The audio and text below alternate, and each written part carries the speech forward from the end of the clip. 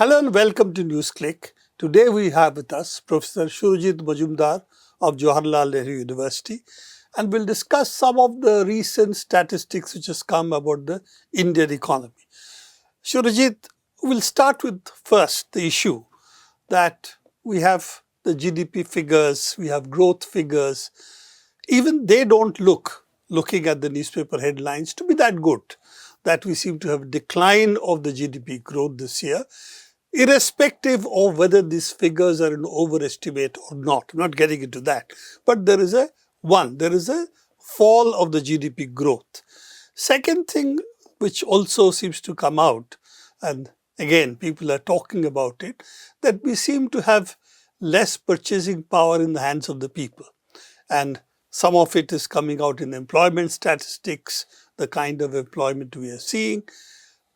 All of this seems to indicate, we'll not, as I said, get into at this stage the issue of the statistic itself, but that even these statistics do not seem to paint a good picture for what is happening in the Indian economy right now. Well, I would put it this way, that the statistics, there are issues with the statistics, but despite those issues, reality is in some sense forcing its way through, even in these statistics which are inaccurate. And this slowing down of this GDP growth, when we've got the data for the second quarter of this particular financial year, the slowing down of the GDP growth, significant slowing down of GDP growth, is indicating something happening in the economy. Now, you referred to the question of consumption expenditure. Well, essentially, the problem is this, that GDP growth, of course, means production has to grow. But in our kind of economy, production can grow only if there is also consumption or there's buying power on the other end. So we have an economy in which large majority of the people are struggling to even survive and sustain themselves. Forget about being able to generate an expanding market for products. Because they cannot do so. Even businesses which might invest in creating production capacities are hesitant to invest because they don't find a market in which they can sell the products that their investment will result in. So investment is also low. We are not able to achieve great success in exporting to the world market. We have a deficit in our trade with the rest of the world. So basically, there is no demand basis. There is no demand basis for growth of production to be sustained. So and even when you get temporarily here, there is no demand push for people to invest or even the government to invest. So, of course, the government can invest in infrastructure, which is an externality in this sense. But and it is also doing it in certain areas, but it is not. Is it enough? But the government can. The government can break this cycle. Yes. Because if the government spends, of course, it creates some infrastructure and other things which are conducive to the expansion of production.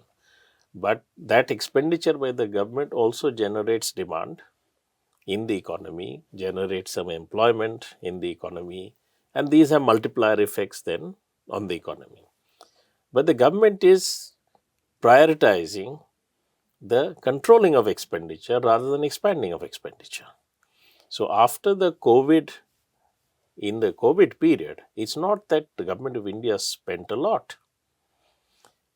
Basically, the government's fiscal deficit went up because revenues collapsed. Okay. Not because expenditure was very increased. High. Okay. But in the period after the immediate COVID crisis passed, the emphasis has been on holding down expenditure so that the deficit is brought back down. So the prioritization is for reducing the fiscal deficit rather than to address the problem of demand. So the government is itself contributing to the problem rather than solving it. So on both sides, we are really struggling. One is the fact there is not enough purchasing power in the hands of the people. Secondly, the pump priming of the economy which could be done if the government expanded its infrastructure projects, for example. So that was also not happening. Yeah. So while there is a claim that within government expenditure, the part which they call capital expenditure, which would be in expenditure on infrastructure and all, they are claiming that that has been increased and the revenue expenditure has been controlled. Now, of course, that doesn't mean that overall expenditure has increased. A lot of revenue expenditure is also important expenditure. Food, fertilizer, subsidies, other kind of expenditures on education, health. Many of them come under the head of revenue expenditures. And from the point of view of generating demand within the economy, a lot of revenue expenditures are also important. They are also important to utilize the infrastructure that you create properly. You can't just create school buildings and not have teachers. You can't build hospitals and not have doctors and nurses and staff. So revenue expenditures are also have to be stepped up. So there's a very strong restrictions on revenue expenditures. But even the truth of the matter is that even the capital expenditures are a product, the increase in capital expenditures is a product of an accounting jugglery. Because from the point of view of the economy, it doesn't matter whether the government is spending the money out of its account or a public enterprise is spending on investment. Both are public investment. Correct. So while the expenditure on the government's account has increased, parallelly, the expenditure out of the own resources of public enterprises has come down. If you take the combined figure, there is no stepping up or increase of public investment also that is happening. So the argument is public investment will be done by big private capital. Yeah. That is the argument that is being given. Yes. You know, in this, there is one commonality, let's put it this way, of what Dr. Manmohan Singh had said, that if the rich become richer, he called it letting wild the animal spirits of capital, then Indian economy will grow and then they will pull up the rest of the economy, including, of course, the poor and so on. And Mr. Modi is saying that the rich will pull up the people. Because people will become rich, they will pull up the people. So this commonality of approach, which is the Indian capital is going to solve the problems of the Indian economy, still seems to persist. Now, one of the things that of course comes out very strikingly, that while profits have increased and the upper sections have got much more of the share of the pie, for example, their own workers, they don't seem to have increased their share of the wages. And this comes out very strikingly in the recent data that we have seen. Exactly. And so the problem is this, that as far as the capital is concerned, it's very happy with the general poverty of majority of the Indian population because it creates the conditions where they can get labor cheap. They don't have to pay high wages because there's always surplus number of people available. So they're very happy with that side of the story. But in order to be able to make a profit, they have to not only just produce it with cheap labor, they also have to sell it. And when it comes to selling it, now if you were so efficient in producing that you could take advantage of that cheap labor and be very competitive in the world market, you could at least export. But Indian capital has not succeeded in being competitive in that sense in the world market. Except in certain specific sectors. In fact, they are the sectors which the government doesn't like because those capitalists seem to also be willing to speak up. Mr. Bajaj, for example, and so on, the two-wheeler, three-wheeler markets, those kind of things. Yes, but they also are competitive on the basis of significant amount of imports of the intermediate products that go into their production. So that is a production that also generates imports. Almost all the manufacturing FDI that has come to India is also of that nature. You set up base in India, import intermediates from your suppliers in other parts of the world. So therefore, in India's accounts, it appears as imports. But when you produce and sell, whatever you sell largely in the Indian market. You don't generate foreign exchange earnings through exports. I'm going to not have that discussion today, because I think different Indian sectors also have behaved differently. And though it is true that you have to import certain things, even in those sectors, I think it's also true that if you want to export, of course, you want the best that you can get, because you're going to compete in the global market, not in the closed market. But for an economy, you must be sufficiently competitive in a sufficiently wide range of products. Otherwise, your integration becomes import intensive rather than export intensive. Yes, it will depend on how you start and what you do with technology. And that is the big Achilles heel of the Indian economy. That if you take, for instance, a Mr. Adani or a Mr. Ambani, earlier Mr. Tata, maybe less so, but definitely Mr. Birla, then the idea that you have to upgrade technology wasn't really central. The idea is you scale up, you have monopoly, you have a monopoly in the country, and you sell. And that worked for them for a long time. If you want to go out in the export market, then you will still have to import, but you also have to have some additional technology that you are able to bring to the table, combining which then you have an export market. You cannot do it on the basis of that just have cheap labor. I'll get in the technology, put it things together and then sell. Because in that sense, you're competing with Bangladesh, with Thailand, you're competing with Indonesia, Malaysia, a whole bunch of countries. And as you have seen, for instance, the textiles, Bangladesh has taken part of your market. So all of those things, as I said, are a different topic for discussion. But the point that you're making is central, that if you are not able to contribute to exports in which you have a significant share of what has been done, then of course you are increasing imports rather than increasing exports alone. And the difference then is not significant or is negative. But the bigger issue that we have is, if you take, for instance, the supply chains as people are talking about, the United States wants to friendshore. But even if you want to friendshore, as America is discovering, it also means what is the level of technological skills that the population has, which means education, which means training of the people, which means also a large enough critical mass. All of this matter. And if you want to do this, you have to start by looking at technologies where you can make an impact. It is not that you tell capital to come in and take the decision for you. It doesn't work like that.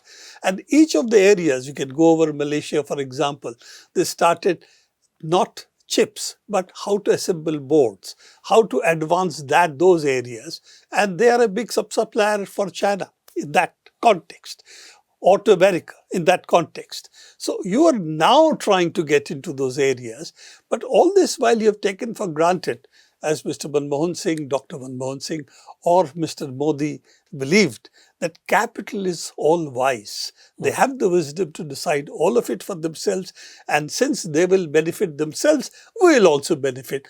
Unfortunately, making profits and developing an economy are two different things. In fact, even today, the approach, even when you have, so you're right, that what has been absent is any approach of a strategy where you identify sectors where you can make a difference, give it the necessary support from the state, formulate your policies in such a way that they can use this. That's been, of course, missing. But even when you recognize some, and you have some policies designed to support them, the approach is still this, that they will deliver. That nothing has to be insisted upon, that okay, if I'm giving you some benefits, some subsidies to private capital, that there must be a quid pro quo. You must deliver on something. So it just becomes another mechanism of subsidizing private capital. And there are limits to these interventions that are shaped by the overall policy, where if you are saying that you are not going to invest, public investment is going to be controlled, you're going to leave everything to the private sector, that you given up even any notion that many of these things may require complementary the public sector playing a complementary role, even if private sector is going to create or produce something. So the policy framework is still one, which is you leave everything to private capital, you give them some subsidy, you make it easier for them to do business. Beyond that, there is no vision of how you're going to address. The other important, I think, problem that is there is an assumption that because of the tensions between the United States and China, India has a better equation with the United States. So somehow India will now become the beneficiary of these geopolitical tensions. But this is not accounting for the fact that the world economy has changed over 30 years. So many of the movers and shakers of where production will move will perhaps be not American firms but Chinese firms now also. So it's not so simple that you just if you have a friendly relationship with the United States, that because the United States economy has also changed. It's not an industrial power in the same sense it was earlier. These are very provocative issues we are throwing up, and I'm taking a step back because, yes, that is a separate discussion. The nature of the global economy, as you were saying, is actually showing a bifurcation, if you will, between those who believe financial control is going to be enough, backed by military control. And that's why the military financial complex rather than the military industrial complex is the one which seems to be playing in the United States. Not so much in Europe, because Europe still has some industries. It seems to be losing it because of the kind of energy policies they are following, that they prefer to now buy LNG from the United States and so on. And that is something which has led to the closure of major German industries. Those who were the bulwark of German finance and industrial capital. You also see this change that is taking place. The interesting part is India has a huge advantage of a huge home market. So it is really, in that sense, if they have purchasing power in the hands of the people, then India is relatively, can be, not I'm saying is, relatively autonomous of the rest of the world economy. It's a mini world economy at that scale. Okay? And in fact, that's a similarity it has with China. It has a huge population, a huge economy. And it is not like small Southeast Asian economies, who in that sense have to be satellite somewhere or the other. We cannot be satellite of the United States or the European, shall we say, what is it called? The Union. No. Those who believe the rule-based international order, which I call the ex-colonial and settler colonial states, 7 of them, who think they run the world. Okay, that change is definitely taking place. But let's for the moment park that discussion also, what's the nature of the global economy. My last question to you, there is this talk about a K-shaped recovery, that some people are recovering, and I think State Bank did a report in which said, the Indian economy is doing well. Lot of Zomato orders are being placed. People are ordering. So things like that. I'm not going to go into details of that. But they really talked about those who pay taxes and the food deliveries, which means about 5% of the Indian economy or people. So given that what is being talked of, that yes, there is a segment which is doing well, in which we also perhaps do come in, not perhaps do come in, and there is a huge section which is not doing well. So what is the implication of such an economy? I'm leaving out the politics of it, but purely as an economy, what does it really mean? I think you touched upon this earlier. Yes, so can you conclude with that? It means that the problem, which fundamentally is the barrier to any long-term process of sustained growth, industrialization of the Indian economy, which is an expanding mass demand base. That problem is only getting aggravated. And I think a K-shaped recovery is still an inaccurate description of what is happening. Because K-shaped basically means that one part is recovering, the other is not. While that is true, that is what is happening, and you can see that, for example, employment, earnings from employment, even official statistics are showing, are falling behind growth in prices. So people may be working, but they're not getting any earnings from that work. The real earnings from work are actually coming Shrinking. down because prices are growing faster. So that is the larger picture. But even for there are two additional things that one must keep in mind. So those who have recovered, yes, what happened was that the COVID situation was used to make the rest of the population adjust to a lower income position, and the upper stratum corporate sector temporarily benefited. Part of that effect was also felt in the recovery of revenues of the government because of the fact that the top few gained. But if they have to go on making money, they have to be also find a way of investing and expanding production. So if you leave everyone else behind, that process cannot be sustained, and we can see the effects of that now.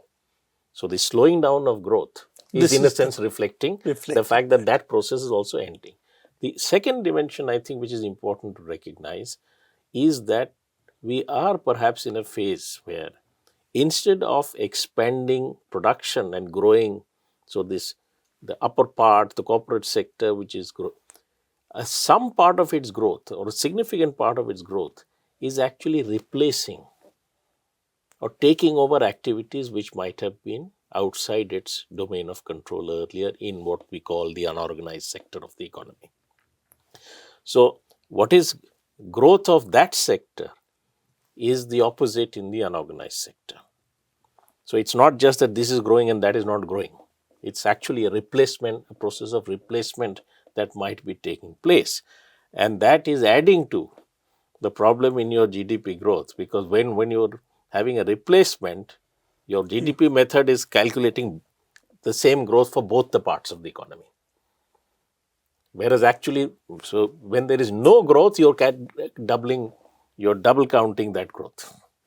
Okay. When it actually might be just one growth cancelling out what is happening else, or is being cancelled out by drop elsewhere.